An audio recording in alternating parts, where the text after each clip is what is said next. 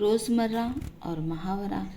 روزمرہ اس بول چال کا نام ہے جو خاص اہل زبان استعمال کرتے ہیں، لیکن روزمرہ میں الفاظ کے استعمال کا ایک خاص انداز ہوتا ہے اور وہ الفاظ اپنے لغوی معنی دیتے ہیں۔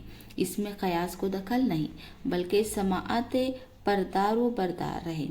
مثال کے طور پر 19-20 کے فرق کو ہم 20-21 کا فرق اور 2-4 ہاتھ کو 2-5 ہاتھ نہیں کہہ سکتے۔ محاورہ دو یا دو سے زیادہ الفاظ کا ایسا مجموعہ جس سے حقیقی کے بجائے مجازی معنی مراد لیے جائیں۔ مثال کے طور پر سبز باغ دکھانا، آنکھ لگنا، یاد اللہ ہونا، گھوڑے بیچ کر سونا وغیرہ۔ محاورہ زبان کا زیور ہے۔ اس کے مناسب اور برمحل استعمال سے تحریر و تقریر میں ایک خاص قسم کی دلکشی اور حسن پیدا ہو جاتا ہے۔ محاورے کے الفاظ میں کمی بیشی نہیں کی جا سکتی اور نہ ہی اسے قواعد زبان کے اصولوں کے خلاف استعمال کیا جا سکتا ہے۔ محاورے کے استعمال میں بڑی احتیاط کی ضرورت ہے اور اس مقصد کے لیے اہل زبان کی تحریروں کا بغور مطالعہ کرنا ضروری ہے۔ ہم ذیل میں اپنے طالب علموں کی سہولت کے لیے کچھ محاورات، ان کے معنی اور ان کے جملوں میں استعمال لکھے دیتے ہیں۔ طالب علموں پر لازم ہے کہ انہیں ازبر کر لیں۔ محاورات مفہوم جملے: آبرو خاک میں ملانا، ذلیل کرنا۔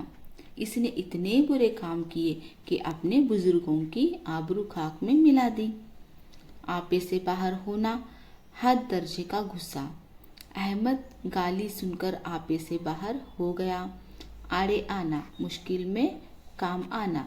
سچا دوست وہی ہے جو مصیبت میں دوستوں کے آڑے آئے۔ اب وہ دانہ اٹھانا، رزق ختم ہونا۔ سچ ہے، جب انسان کا اب وہ دانہ اڑ جاتا ہے تو کوئی دوا کارگر نہیں ہوتی۔ آگ بگولا ہونا، بہت غصے میں آنا۔ وہ میری بات سنتے ہی آگ بگولا ہو گیا۔ آنکھیں چرانا، نظریں بچانا۔ آنکھیں کیوں چراتے ہو؟ سچے ہو تو سامنے آ کر بات کرو۔ آفت کا پر کالا ہونا، نہایت شرارتی۔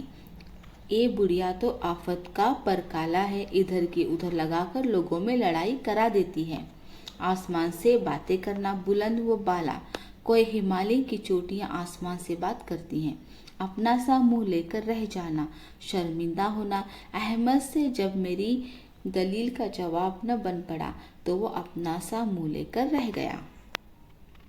اپنے منہ میاں مٹھو بننا، اپنی تعریف خود کرنا۔ اپنے منہ میاں مٹھو بننا کوئی خوبی نہیں، مزہ تو تب ہے کہ دوسرے لوگ آپ کی تعریف کریں۔